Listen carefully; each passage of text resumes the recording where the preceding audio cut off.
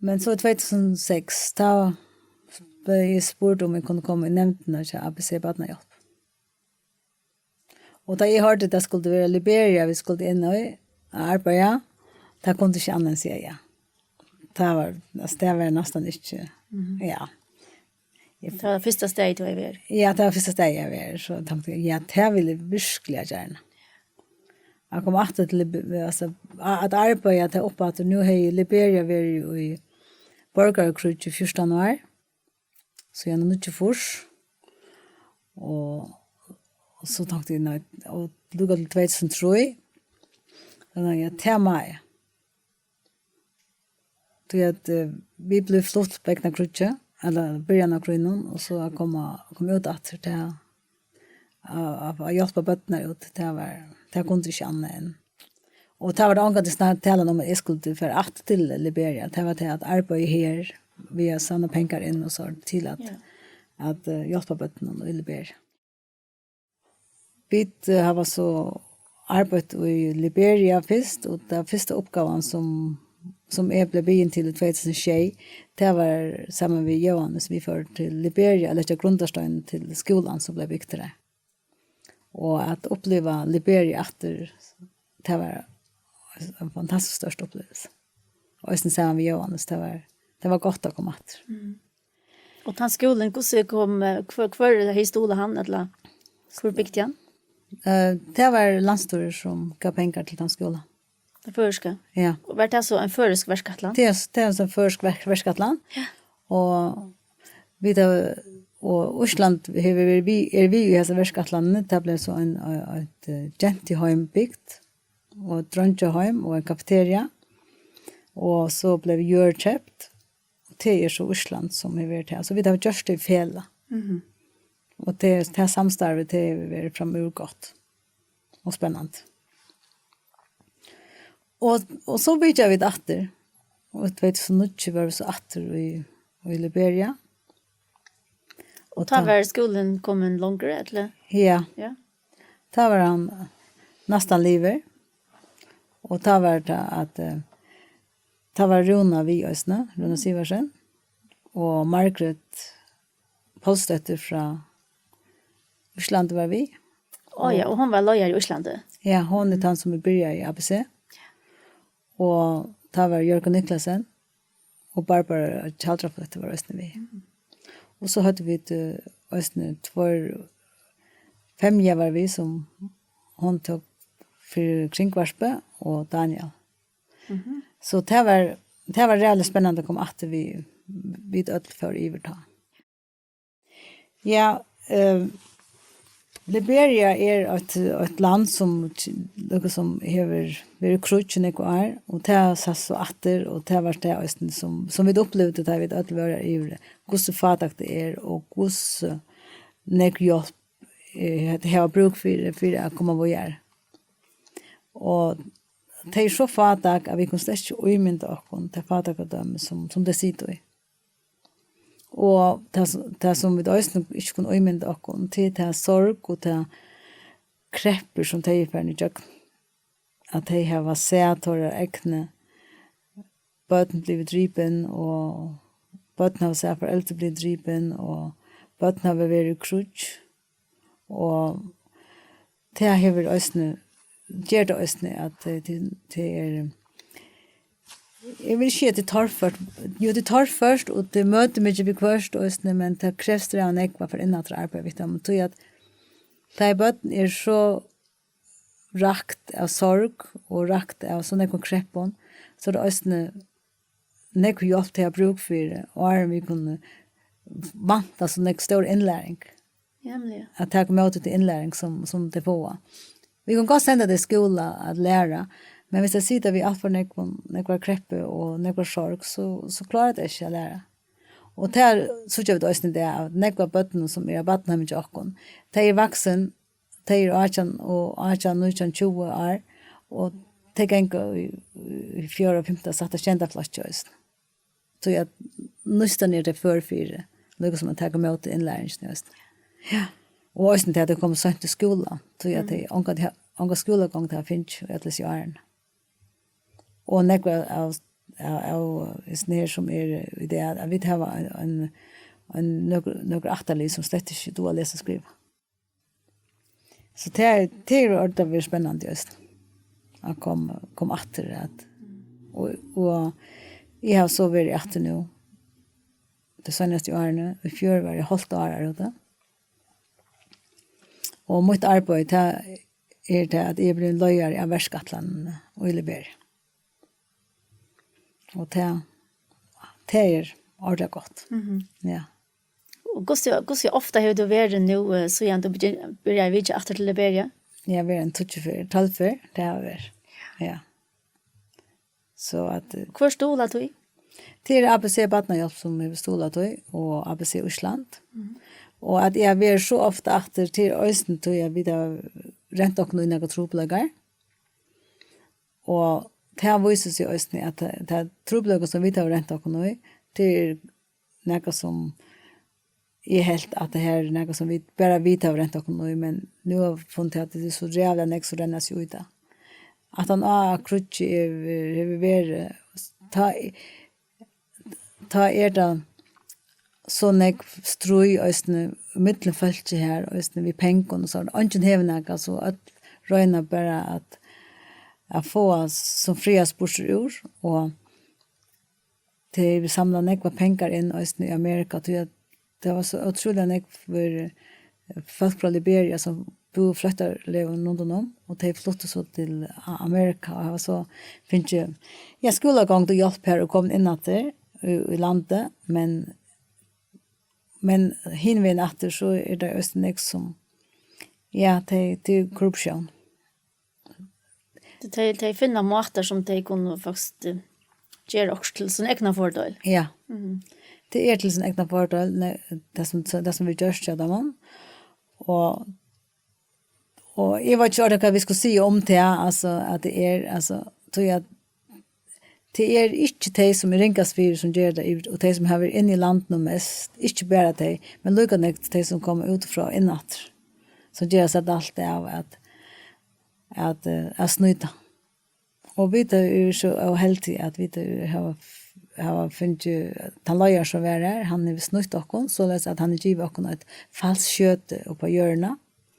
Och där vet jag finns falskt kött så betyder det bara att han äger hjörna och han sitter vid originala och han äger byggningar som stannar. Så vi det för en rätten vet du.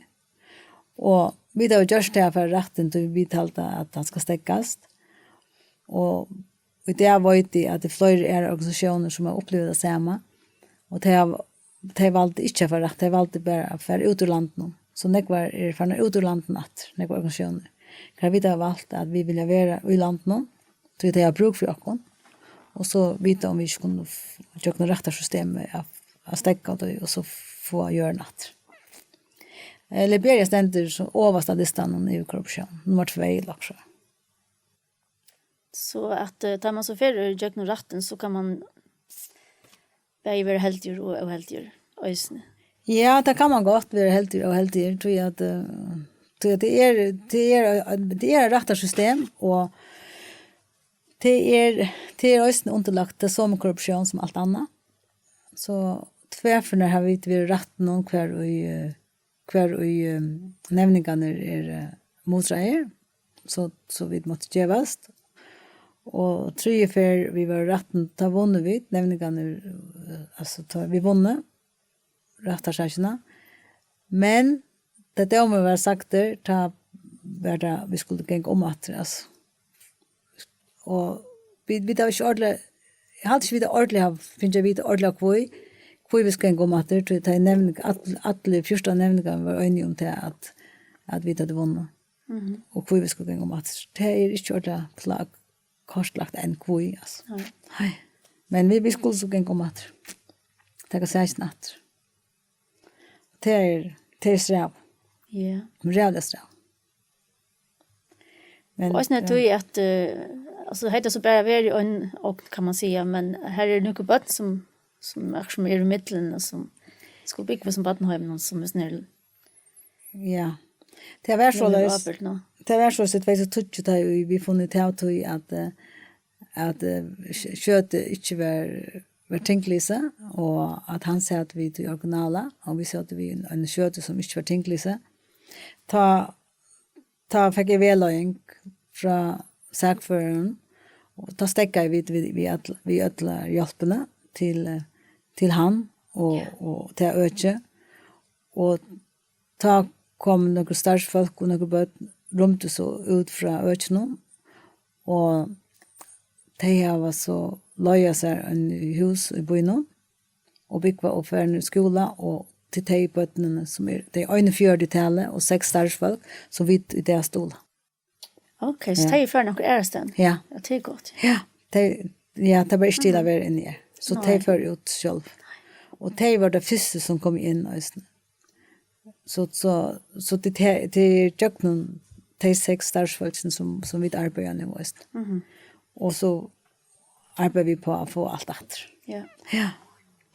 Og det er ganske fint, altså bøttene har det godt, og det er ganske skola, og starsfolkene har det godt.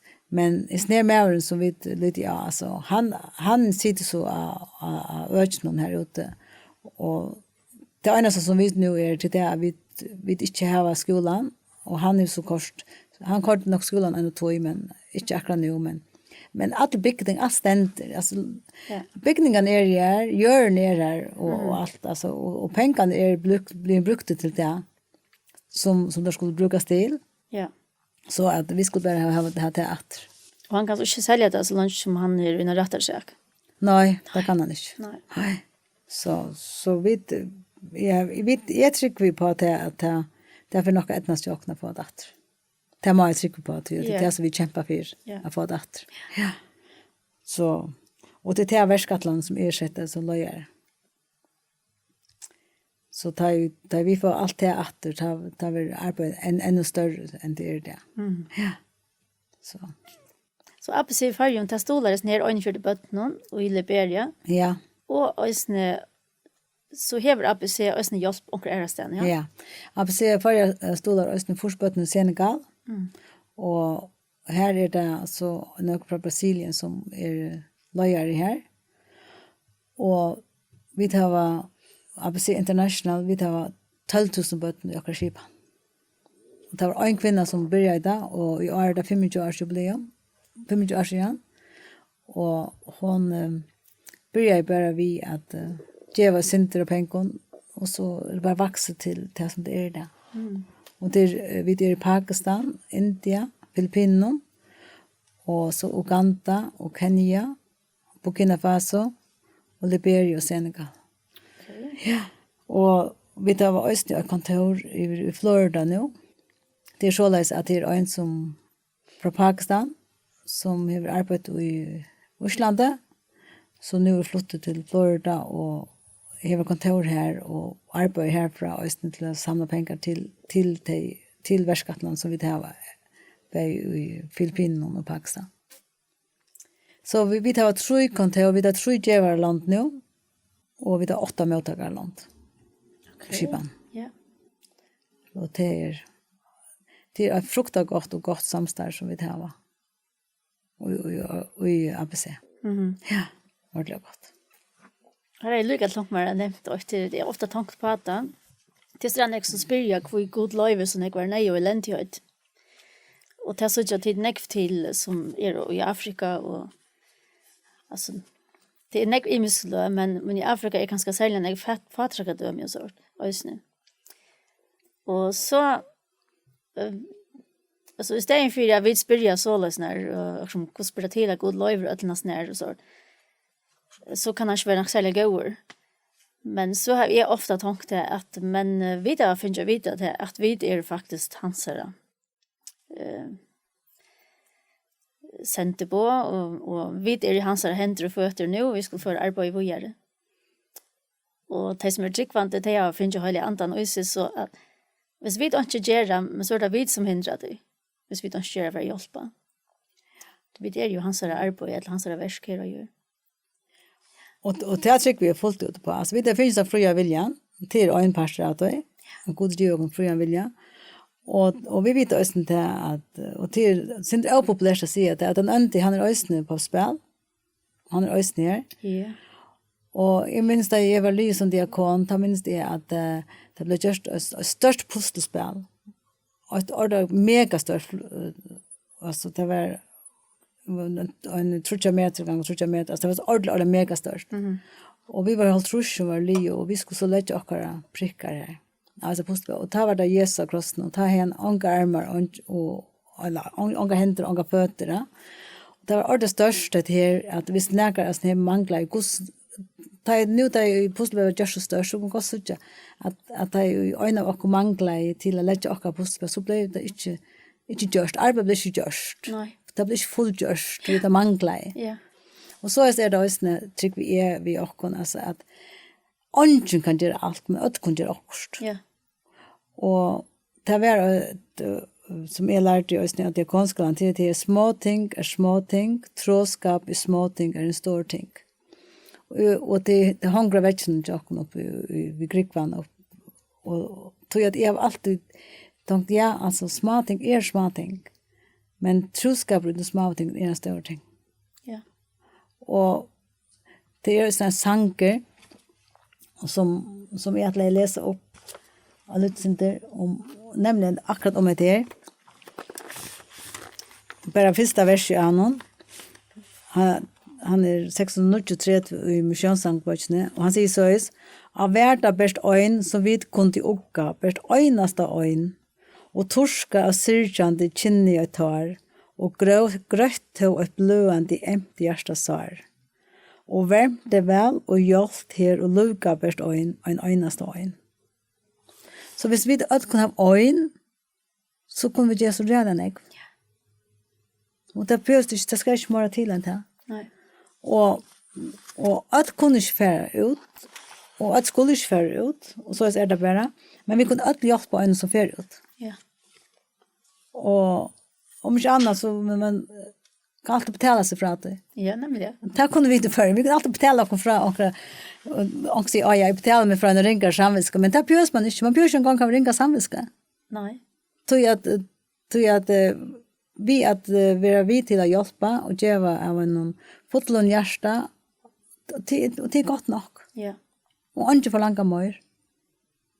Og det skal nek små beløp, det blir størst. Som jeg husker, bare se bussene som stander rundt om, til ABC rundt om i forretningen. Nu har vi så vært ute i ett av julemåneder. Og jeg har vært ett nok snakk om bussen i Solstrømme og Sandøyten og Våetene. Altså, bare til at jeg var ute etter, og sommer har steg i lunsje ganske, men allikevel.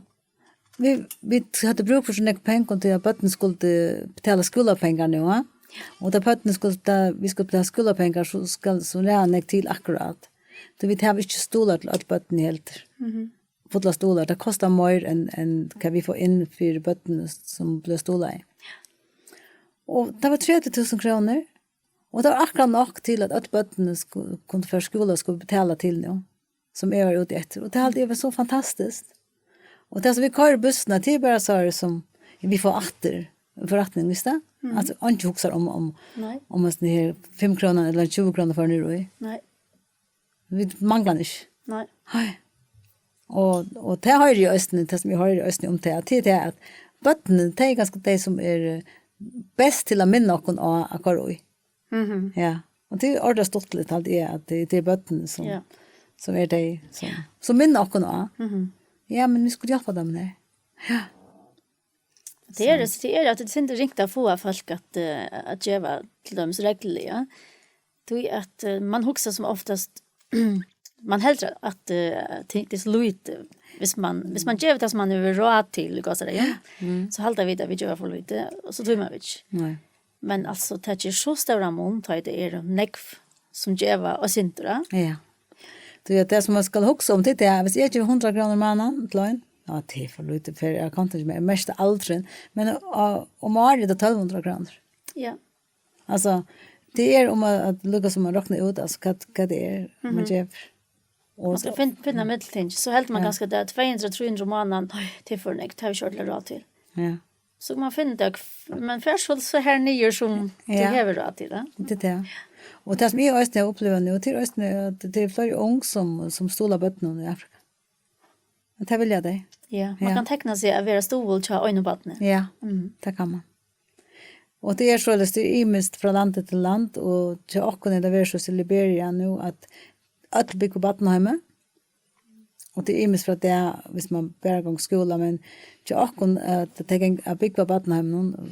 Vi ska ha löner till starsfolk och det vi löjer i hus, gå hus till dig för trutja måltid om dagen, de kan gå skola och de har lekstid 4 timmar kvar kväll så de kan göra skolating och de har få kläder på en månad och så uniform och Lekstet allt. 4 timmar kvar kväll att fest med vi. Ja, Det är inte lekstet Atlanten. nej. Det är och vi har finns en hus där de har en brunn inne så att de kan få rent vatten. Mhm. Och det är ordentligt gott. Och det gör det så dyrare i Östne. Ja. Ja. Och böttene i Liberia, det kostar akkurat $100 om månaden.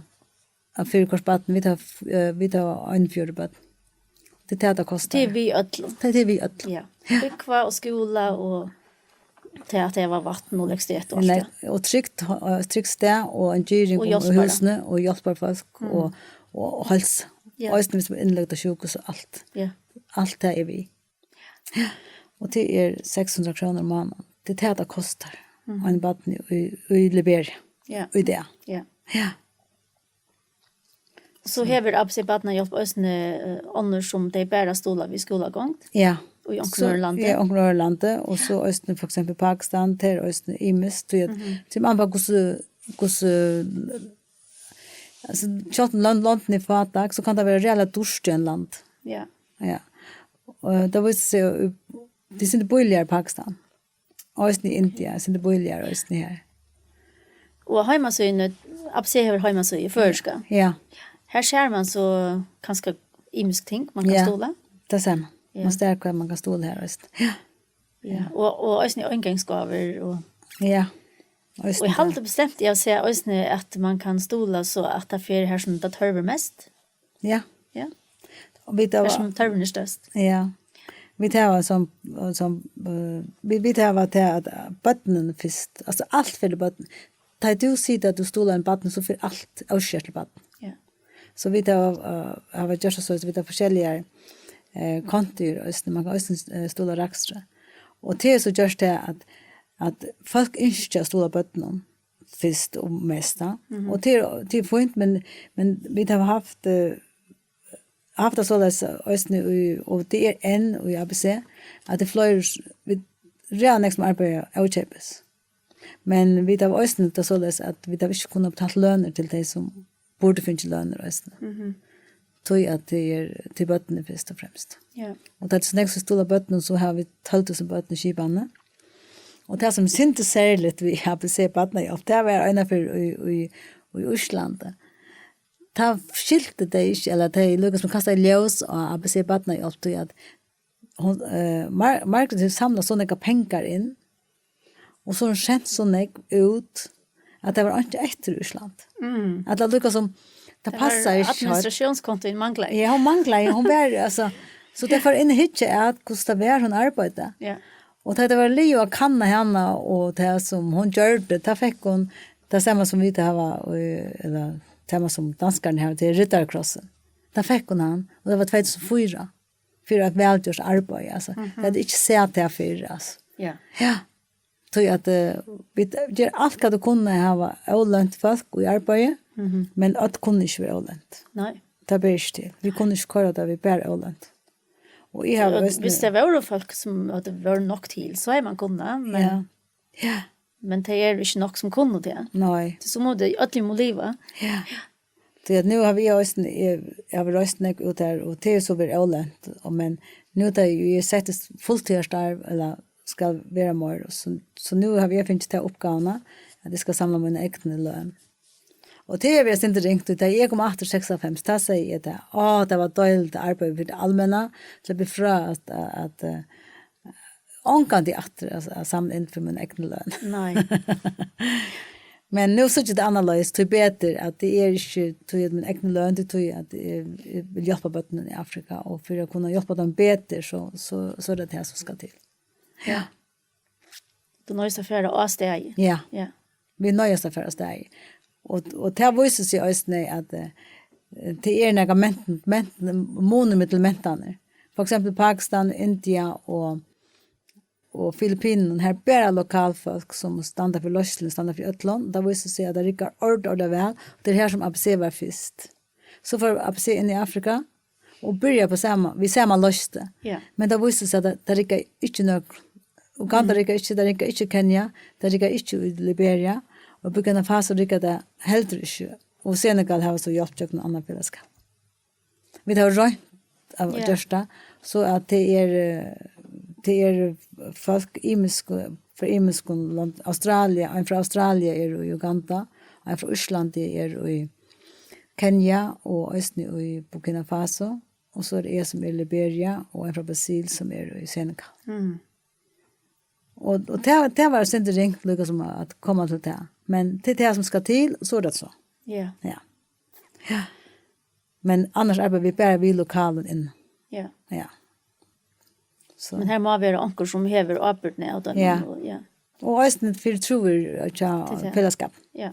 Vi kunde inte uppleva det om att pengarna hvis pengarna blev väck, det blir till. Nej. Och det har vi inte uppleva alltså i några hinland och så. Ja. Så det är det som vi har arbetat med. Så det är något nytt, det är det att nu först du röjna att hjälpa så mycket som du kanst i Liberia. Ja. Det är det nytt. Ja. Att lägga upp en sig. Ja. Det är så det som är. Och du har inte finns nog stolar än. Nej, det har vi inte. Nej, det har vi inte. Det kan inte gita. Ja. Det är, och det ska göra ett arbete innanför det också. Och på länge tar vi över det var inte sist. Men det är det så. Det är länge från komna mål här. Men du har en konto som man kan teckna sig som stol. Ja. Och det ständer också hemma sin jobb, så? Ja. Ah, ja. Ja, det är Värskatland i Liberia. Ja. Ja. Som är det. Så ja, det handlar inte bara om lön till mig. Det handlar också om det arbete som jag gör. Jag ska ha kontor och så där. Ja. Ja. Ja.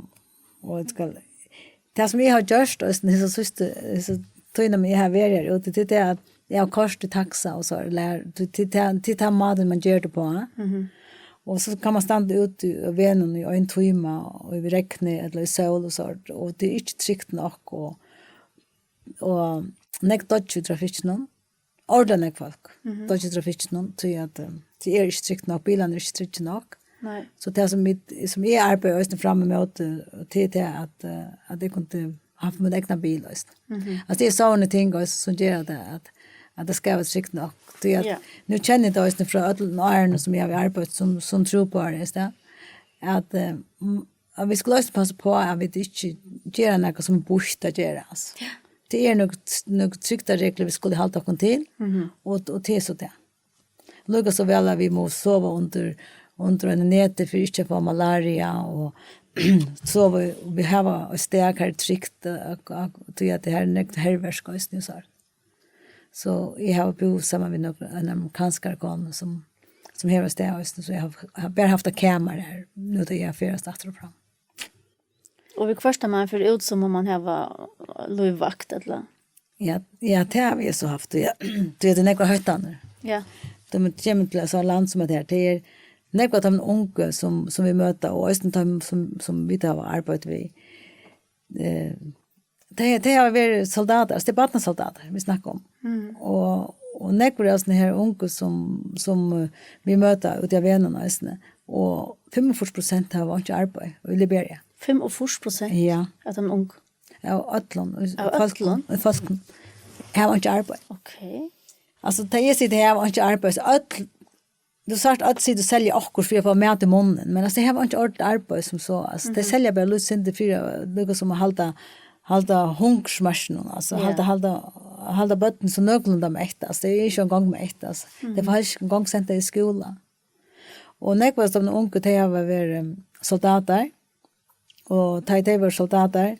För att jag har kunnat göra det som de har gjort. Drype tar egna familjer och kunde ut i drype. Så har det varit på stoffer.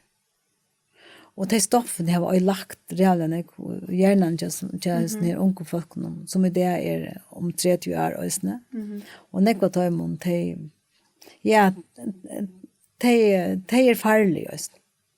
Så vi skulle også være jo på tamaten at vi bygva handan gyringar og vi tar vaktafolk og så just. Og så var det en oppgave som jeg har vært ute i, her har jeg haft livvakt, ja. Det er blind høyt for. Ja. Så det er ikke noe, som man skriver hjemme om, som Nei. det jeg sier. Nei. Nu är föräldrar som är små så det är sin annorlunda. Det var det fortalte släkt så. Nej. Så jag vill inte säga att det skulle vara så stor men det är som man får arbeta vi här åt. Ja. Där man kommer ett land som är akkurat över krutch så är det så jävla näck som man ska ta hatt för. Så det är för exempel Isländare var här och att skulle flyga Isländare. Og tar starfolk, de bor på hotell. De slåps dette selv i bojen, så. Men ja, det har vi så gjort oss ikke selv. Jeg får selv i bojen, så, men de lever under nek strengere regler. Og Starfolk til Islander. Ja, det var her, og alle andre også. Og selv om det er røyne at gjøre det som jeg kan, men det er ikke noe trygt enn. Jeg tror at det skal ha penger til det. Da man skal leve så trygt, så skal det også ikke penger til. Ja. Og det har vi slett ikke. Nei. Vi slett ikke det til å kunne være jobb. Nej. Nei. Men det er vi funnet nok. Så er det som det er. Så du ønsker, eller vi ønsker, bare stolar og øsne er folk bya. Ja. For arbeid. Altså bønnen det er det aller viktigste. Ja. Så at vi ser man i bønnen om arbeid og tar vi sammen øsne på en helt annen måte. Og tar vi bya for øren, tar hjärsta vi. Og hvis det ikke blir hjertemål, så er det ikke verst. Altså, det er hjelpa, altså, og det er at vi i trobargjerne, det må være hjertemål. Og bønnen til hjelper oss at det blir hjertemål. Det tror vi. Ja. Det er også ikke bønnene og ikke høyde i ante av god. Gjør oss at det lukker som tankærløkken vekser til arbeid. Ja. Ja. Det sendte så en sanje i andas eld fikk ui hans faune. Det er lukket som at da vi er i Guds faune til det andas eldren, tar ikke han i gang. Og han gæres den. Ja. Ja. Vi får han kjæres den. Og stod ikke Jesus. Det tykker vi også på. Ja. Så det er synd så underligt. Det er fantastisk. Altså, men jeg opplevde det. Ja. Ja. Det skal opplevas. Ja. Så det er jo helt sikkert at det er utrolig viktig at det er en parst, ja. Ja. Og det er ikke tikkere bøten, at det er godsabøten. Det er Ja. god som sier ferdig til hjelpe dem. Ja. Det er hans gjerning vi kan gå i. Ja. Så at hvis det ikke var, så var det reelle fattigt. Ja. Ja. Det er hans gjerninger, og det er han som har sendt dere av sted, og han har sagt, det skal være viktig at alle det er. Han sier, alt vil være aldri enda. Og han sier, og da sier Østene, og vi synes at det er en sanje, at når får vi kraft, men vi sitter her nøy, da vi færre av sted. Ja. Og vi får akkurat for han det. Mm. Vi må færre av sted. Ja. Det må handlas. Og det er det som er det aller viktigste, det er at det vil handla. At det er onker som handler. Ja. Og jeg kan, selv om jeg handler, jeg er nok en kvinne som handler nek, men jeg mest bare mormor, jeg kan ikke handla mer enn andre handla, sammen med meg. Og det er det som også gjørs vi av seg badnehjelp, at det er så nek som stoler av seg badnehjelp, vi gjørs det at jeg kunne handla mer. Og mer vi vil stola i, mer handling kunne vi gjøre, flere bøten kunne vi hjelpe. Og familien så her bor så stadigvæk i Førjen, med en arbeider som lærer i Førjen. Ja. Og bare i sinene er nekker skolen der, eller? Hei. At den ene arbeider i Norra, men han har kontrakt Norra, så bor han i Klaksvøy, Østene. Og han atter seg å lese og gjøre. Han er ikke ferdig en gang den. Og ja, Johannes han er endt, og også tror jeg at selv om jeg finner at det starver, jeg er ikke ferdig enn, altså jeg arbeider nekk utan andre, men enn er det ikke blitt så at jeg skal bygge her 35 stegar om år. Nej. Hvordan jeg hugsa tid at du skal være her på en? Gussi Og er hvordan jeg ikke du har vært her? Gussi er 6 måneder om år. Og så skal hun være hjemme og fortelle fra arbeidet og så østene på den måten. Og tror jeg det som østene handler om at det er at alle tøyene gjør tøymen som er i stedet hjelp til selvhjelp. Mer er her, jeg hjelper dem som underviser og så det er for ut at det, så synes jeg akkurat hva det er som mangler, hva det er som skal til at det. Så det er jeg med atter, så underviser jeg atter. Og tog at jeg skulle lære at jeg kan ikke mer arbeid. Og i mest også vel, så kjøtt som jeg kom, det ble så reale glede. Og det lærte alle arbeidene jeg var med. Bøyne veien. Og tog hadde det så reale godt for ut at det er mest også godset til bonus. Det var 6 starsfolk, og de er ung. Det er starsfolk som kom vi ut av ødel ung. De var fra 20 år opp etter. Upp till den extra 35, men den som 35 hon då kanske läsa och skriva. Men det som är så jävla spännande vis när 6 folk någon, det är att han som inte då läsa och skriva som 36, hon går i nutida klassen nu på skolan. Och där hon upp det är det bara för 2 år sedan att hon då läsa klara läsa och skriva. Hon blev så glad. Så hon är väl ordentligt lov på klassar om nu. Ja. Då ordar väl hon kockar. Så den andra kockar som går i 12:e klass ösna. Så har vi sett en man till att undervisa bötten om vi skulle tänka att han skulle ta och han är så titulär examen och det är några månader tillsammans. Alltså det är inte lunch, det är i rätt år, men det är så modulen. Han är så lärare och nu går han till universiteten och ska till att undervisa vidare alltså till undervisning. En lärare det som man läser det är pedagogik i åkare fag, vi måste säga det så. Så är det lojaren, han är också lärare och han läser lösle nu. Så har vi en som läser sjukasyster, som är kona till lojaren. Hon läser sjukasyster och så har vi en som läser till terapeut. Det är ordentligt gott. Ja, och vi betalar tajmen till det. Det är alltid valt en utbyggning. Något som önskar det samma. För att det kunde vara till att tajma det skulle vara. Ja. Ja. Och det är ordentligt stortligt. Och det har visat sig ösna bötten i ösna på tammatan är via. Nu, akkurat nu är 2 dronjer för en lärare. Det tar av ösna bruk för att det är en firmynd. Ja. Ja. Så nu är det 2 dronjer som nu startar på lärare och en jenta som börjar som sjukasyster. Och vi stolar timeless. Ja. Ja. Och akkurat stolar det är fantastiskt att de vill ju stola vidare tror jag att kvar vi botten ut att de förtalta klassen för exempel. Så kunde akkurat samma angår vi tusen upp från götnia. Det så för ut i arbetslös. Ja. Vi må göra dem det sista 2, 3, 4 år. Ja. Gott nog är det 2 år men allikevel. Och det som jag har gjort neckbush ur nu det jag är akkurat nu. Det är att vi har diskuterat bara till att de begynner att huxa tankar vi att de får ut och göra också själva för att få några pengar. Så att vi må passa på och det är det som händer när på stället där vi kom in kvitt folk alltså de håller bara att ska stanna här och mottaka. Ja. Och det kan ju lunch till dem och det kan skilt att de skulle göra något öst. Det var det hållta till att all kvitt folk är rik. All kvitt oavsett så är vi rik. Ja. Och det hållta stadigt. Själv om jag har sagt att det till mo för ut så ut och det rör sig vi. Nej. Men inte för nu knappt nu så tjej ett en brightening way. Så jag tes för så köpte borde de kom på en så stor en åna backway. Så säger jag det får bara en stor åna backway. Hvis du bäka, det tajde bäka och det var en så ordentligt stor åna. Tajde så bäka att det så för östen ut och sälja. Ankar tycker och de onkel för vi. Och det som ta klapp. Så nu gör det östen också annat som det skulle göra. Nu huxar det och röna finna till kväll annat kunde göra. Och 2 dronjer jockon som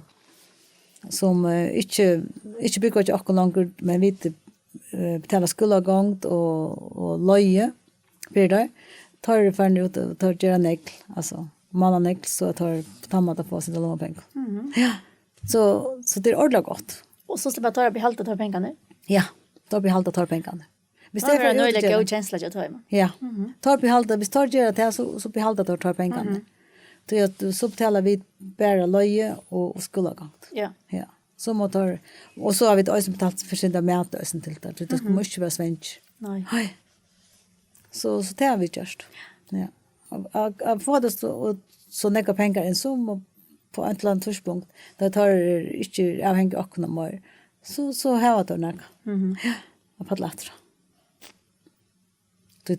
Det tar kun vi kunde se att det tjänar så snägt så ska vi ta pengarna att. Vi tar bunt jag kon moralst nästan till att få en utbyggning guys. Det är halt är minimum vi kan göra för det. Ja, det man huxar att 45% är jävligt högt arbetslösa, men hvis ju nekva de inte har skolagång och så inte utbyggning och så är. Ja. Så är det så löje. Nej. Ja, riktigt. Det må till. Det skulle flyga år till att rätt åren take nu. Liksom blev ett sint mera. Det blir ju väl för samhället, men att det är få några förlagar. Absolut. Så jag ösne till all arbete vi folk som inte du har läst och skriva. Det är så jävla speciellt. Det är så jävla näck som det inte du. Ja. Alltså och tankegången i timern är så jävla längt från våra tankegång det inte du har läst och skriva. Alltså vi skiljer sig från annan. Vi snackar kvarsitt mål. Och jag minns ofta att jag vet ösne tar vi arbete här visst vi forskning och det först för kom ut och så angen av arbetet och kon hade skolagång. Och så minns det kockren och kon. Alltså hvis vi för ångstan hvis vi för ångstan och han skulle göra jag kunde inte skriva någon besked. Nej. Och jag måste ofta teckna alltså göra teckningar till han. Och det är så jävla sträv. Ja. Och jag märker ju också här nu, du tog ju sidan här blev så glad att du läser och skriva. Det var inte bara att han kom till att läsa och skriva. Alltså jag har alltid vi inte förstått vad det är. Är det var akkurat som vi skilte vad det är. Ja. Och det är ju så jävla kan säga. Att du har läst och skriva och ha en utbyggning. Ja. Så jag har folk i arbete som inte har läst och skriva. Det är virkelig sträv. Vuxen folk. Ja. Så det blir ofta näkt diskutera och man kommer inte vidare och det huxar analys och det huxar helt annorlunda. Ja. Näkt ting som det inte får vi och missförståelser kan ska så. Nästan som det vid onkel David så vid i säger det nej du schakta vem alltså liksom allt ska sägas vitt det är en RRV på en annan mat.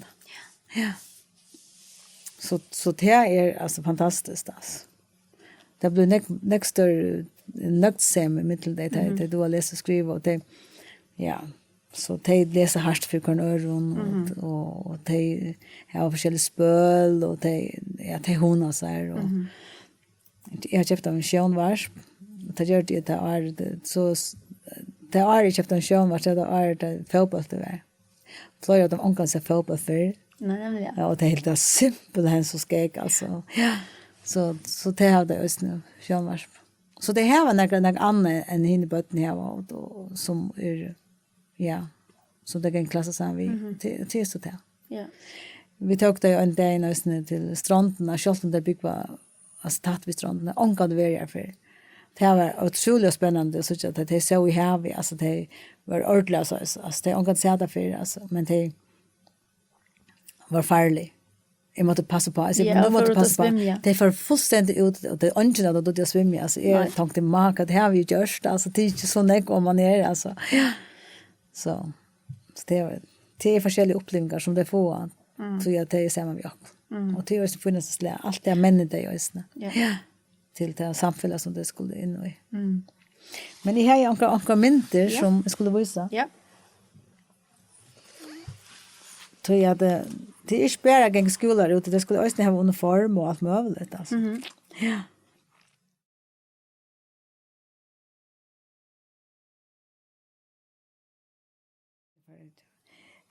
Och det är att kategorier, att de spelar fotboll. Och de älskar fotboll. Her är en så reella fitt mynd att det är näkre dronjer som är i trötje och bukson och näkre är som från Østlandet. Jag ser kläder från Østlandet, näkre inte. Det var att jag finner 5 sätta kläder till dessa dronjerna. Och det var bara 5 sätt. Och tar trötje. Och jag hållit någon. Och så spurgade jag vad jag skulle göra. Hur vi skulle göra det bara 5 fingrar där. Så var det för 5 i kläderna. Så valde jag en dronk, en kamrat, som där så kunde dela kläderna vi. Så många skulle skiftas Om det. Det särskilt det här är där i kläderna. Jag ska pröva hitta om finna ett annat här vi tar i kläderna. Ja. Det var hela 5 dronjerna som fick kläderna. Så var det stolter och där av oss ner, men så måste jag säga det vittar att det måste skiftas. Och hur så säger man det och hur så gör man det man ska skifta som kläderna. Så kvart han som hej finns sig var uisen kläderna, han ska så välja en av hinom. Så det var alltid en kvar. Kvart det skulle skiftas som kläderna vi delas om det. Så da jeg var lige at jeg mynter og sa at han var ferdig å sparke på alt. Da sa jeg der Ronja sted, og jeg var blusen og hun var buksen. Så det er altså, det er da det er vel å døylast om det som det er. Det gjør det. Og hvis anker for meg, for morgen, det anker har vi penger ut vi, og så får jeg kjøpe akkurat da. Og det som det kjøper til norsk, som er den her, altså hun kjøper seg klær. Så det är färdigt allt så köper det kläder för det. Hvis det finns inte pengar från stolen. Stolen gör man 100 sälj och så vill jag det släppa själv och köpa. Men det köper ofta också Anna. Och här så för det var det 2 dronjer som inte finns pengar. Och det var ett år, en timme med år. Gav man sina pengar vi. Och så och det stolen och bötten och så fick det pengar.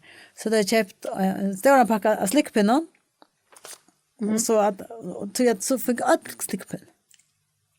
Så det jävar bort av ja. Jävla fint. Och här är alltså ett bildat av Marta Lee och Salomon.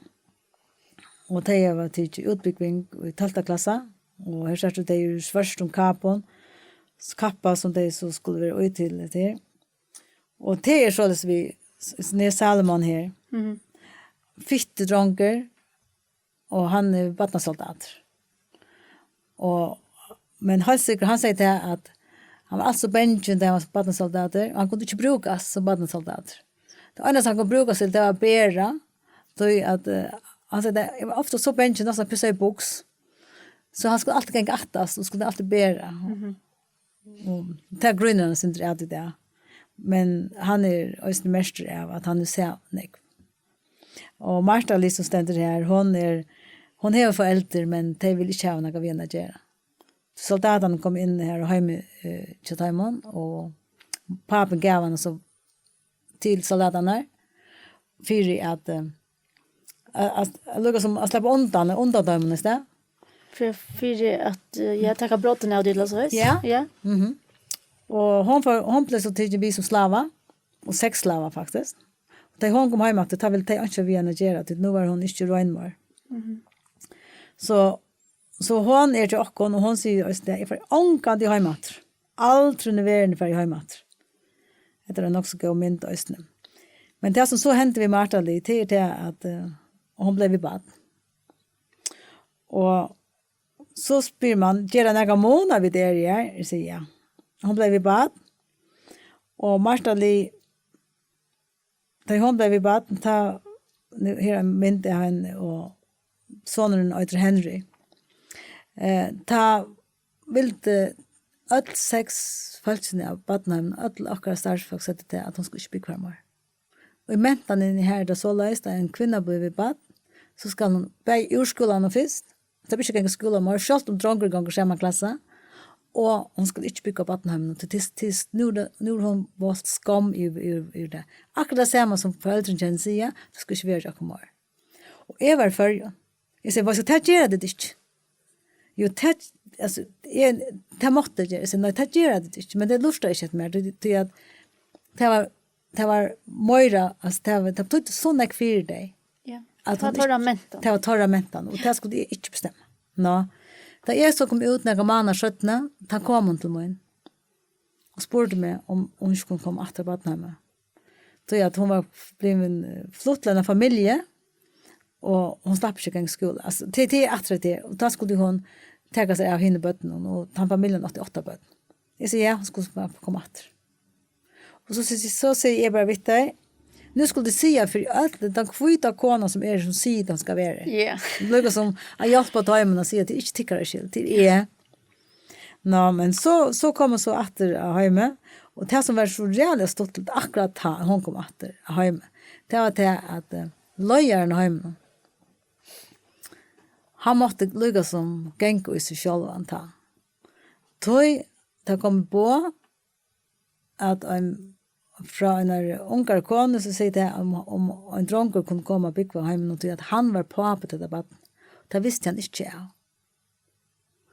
Dronker var 6 år gammal och han var så henne jenta var blivit vid bad och hon var för så nian i landet här som hon kom fra och till föräldrarna i att där pappen dör ta fer hon inte brejfat den här dronken som nu blir 6 år. Och han är sonen till löjaren Jack.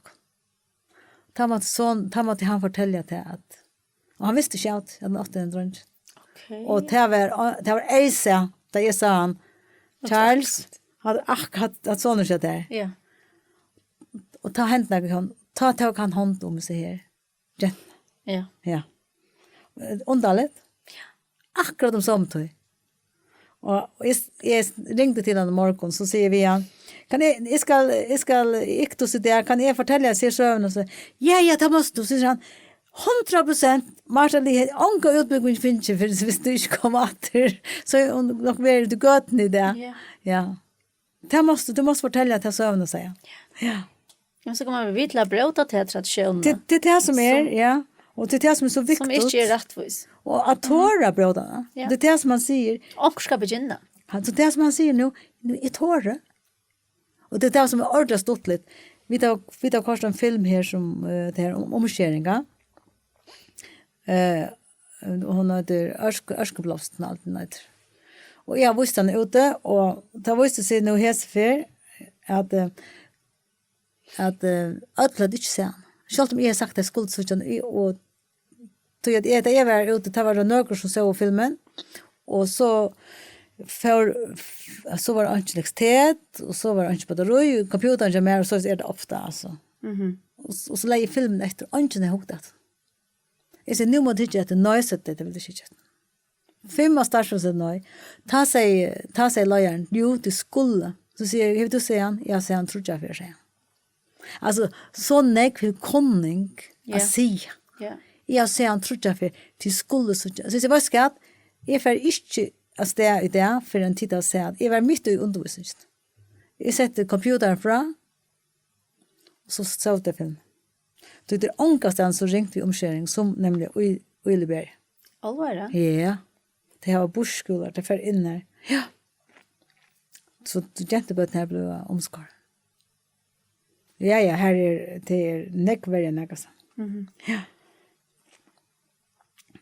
Så och näckvärre du alltså det har gått för att jag halda det att det är ett land ändamål, men ofta så angen att man tar att göra det örviset vi av 8 4 ett land kaffe hinja sig eller så. Det är det är 8 som alltså man ska ja. Ja.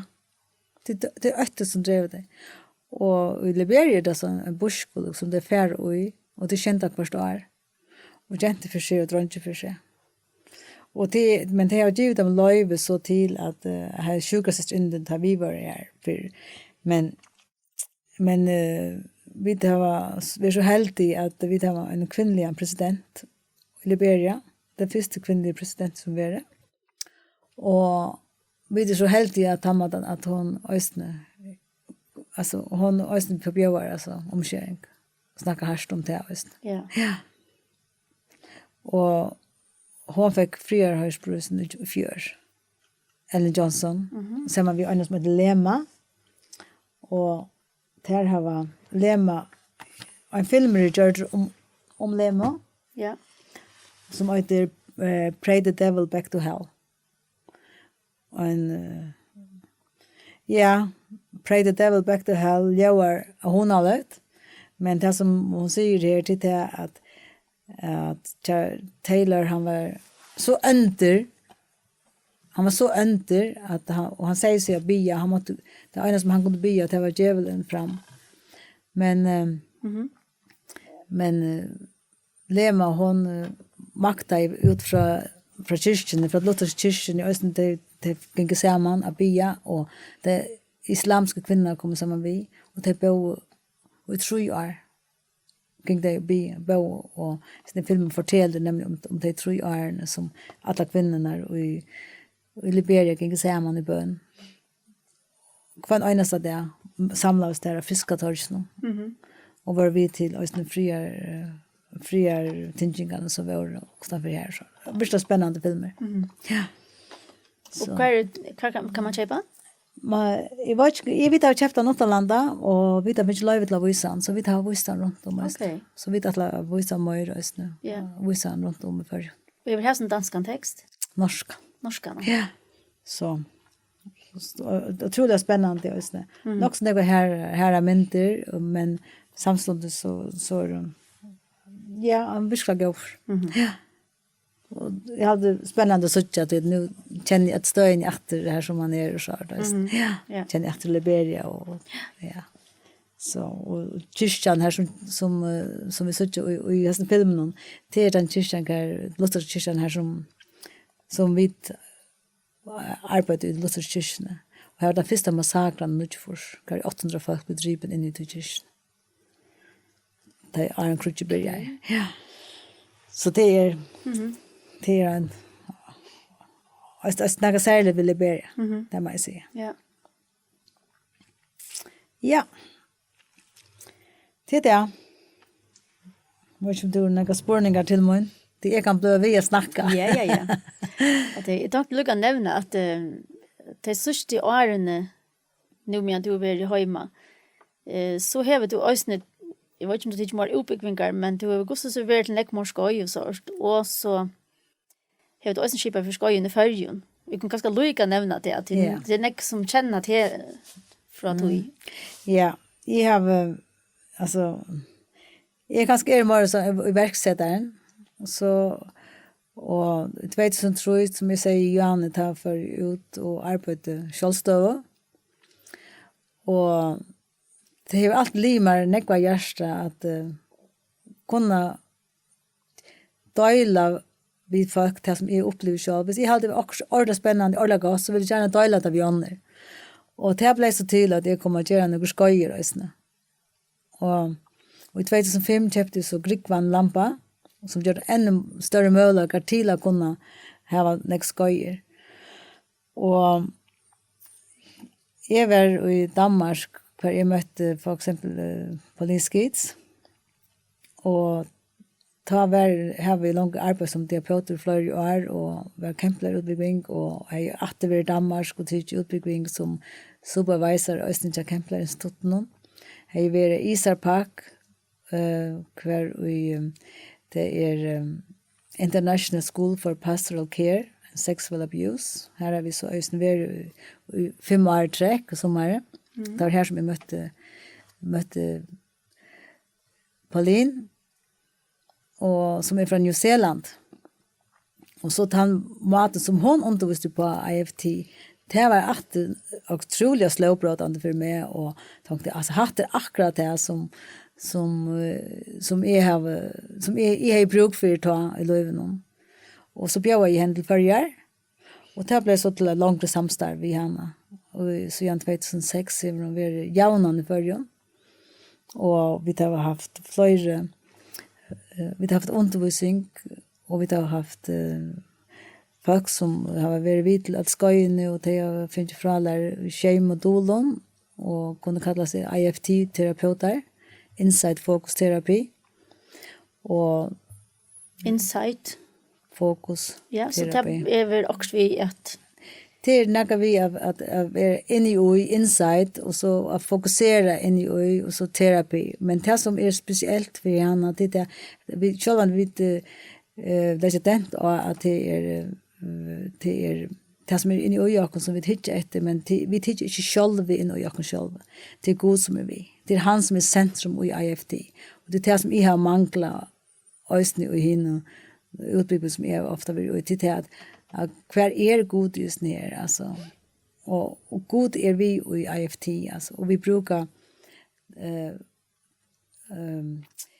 kan man säga att fackligt är det en hövenstöj. Psykologin är en hövenstöj. Teologin är en hövenstöj ösna. Och moderna. Och moderna, ja. Det är nödjaste. Det är nödjaste. Innanför neurologi och så. Neurologi, ja.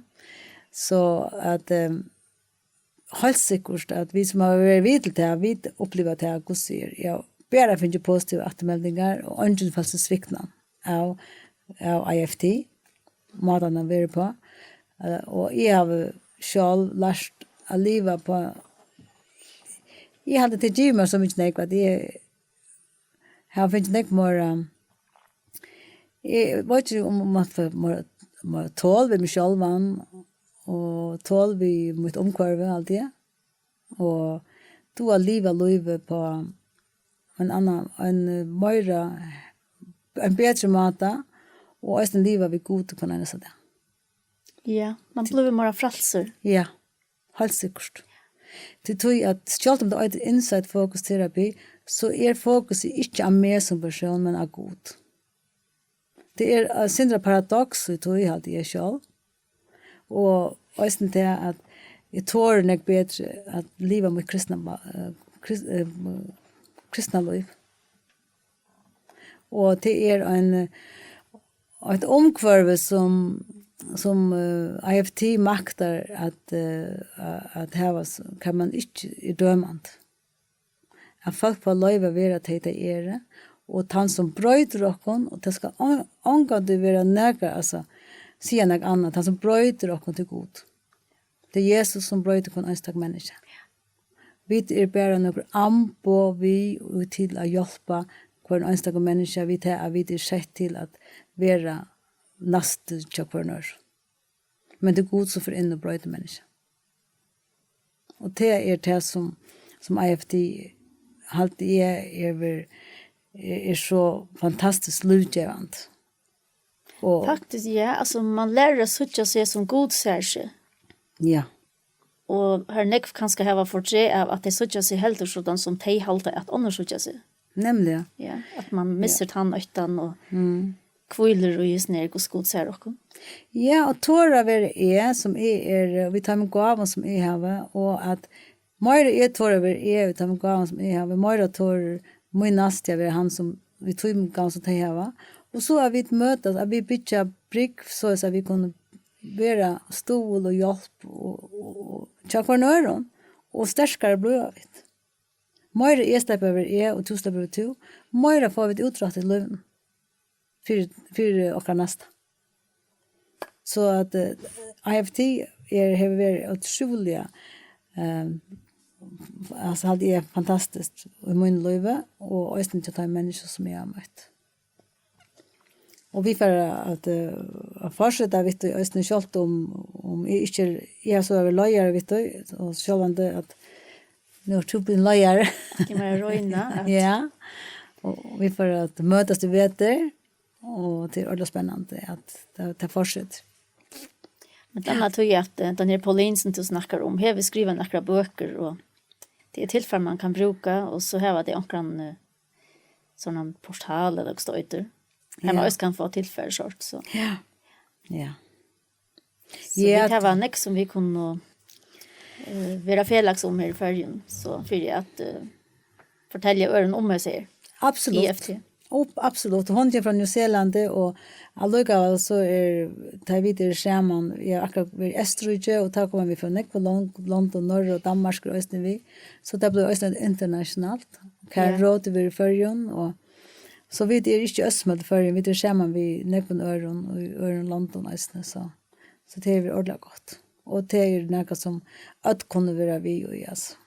Och det är inte tänkt att några säljer samkomna kyrkorna näka. Nej. Och det är vi det öll. Vi är snä. Ja. Och jag minns det la. Du säger nämligen på ett Janne att du hej en videofil här och en jenta. Jag vill lära en bön. Ja. Det är något vi EFT. Ja, det är något vi EFT att göra. Och tog jag att jag var här i nu och tar vart en som arbetar på kontoret en som ösnir nog snart hon lärde också en bön. Och hon skrev det så nio till mig och så har jag lärt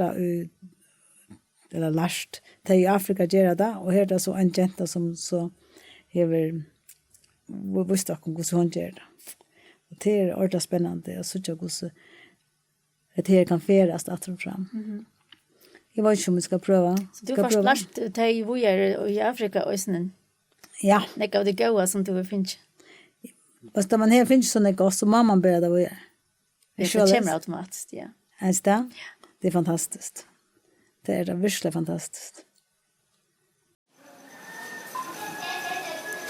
I Afrika undersökte Afrika. Fara,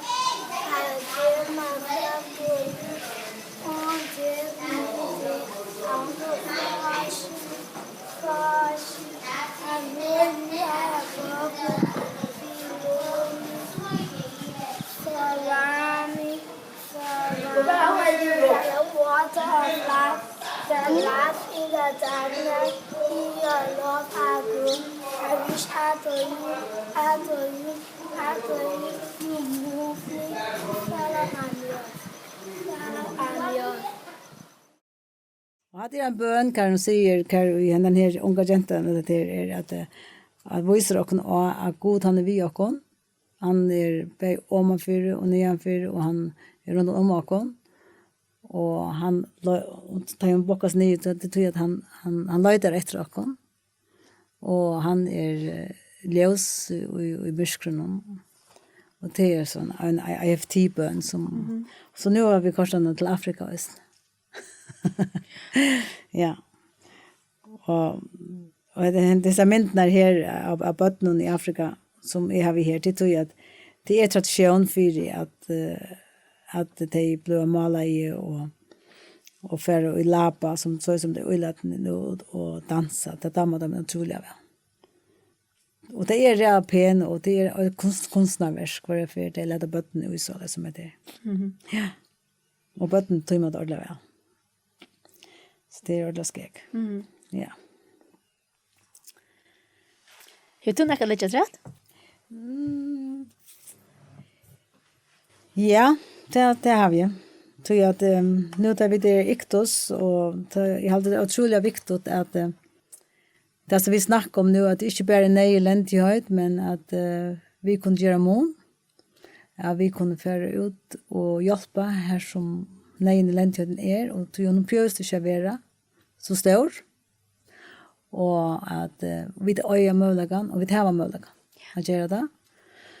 Och så vill jag också att inte att folk bia för arbetet. Att bia för till arbete som vi gör så att vi gör det hjärta att det inte ska vara till att man ska ha något att själva också det men att det blir hjärta att det är botten som skulle vara lojal i morgon att det också få inte bara att det får en utbyggning men också få byggt sin karaktär så att det vill jag vara en par av snär och ge att det var till landet till sina till Liberia till att Liberia verkligen bruk för det väl utbildade folk inifrån östna inifrån landet ja tar egna folk och vi alla tunna har varit här för eja jag vet utan att det så det kan vara lojal i morgon själv det är verkligen viktigt ja det är det som jag har bra ja så tack för det. Tusen tack för det. Ja. Att du ville komma och fortälja oss om det. Ja, så tack för det. Ja.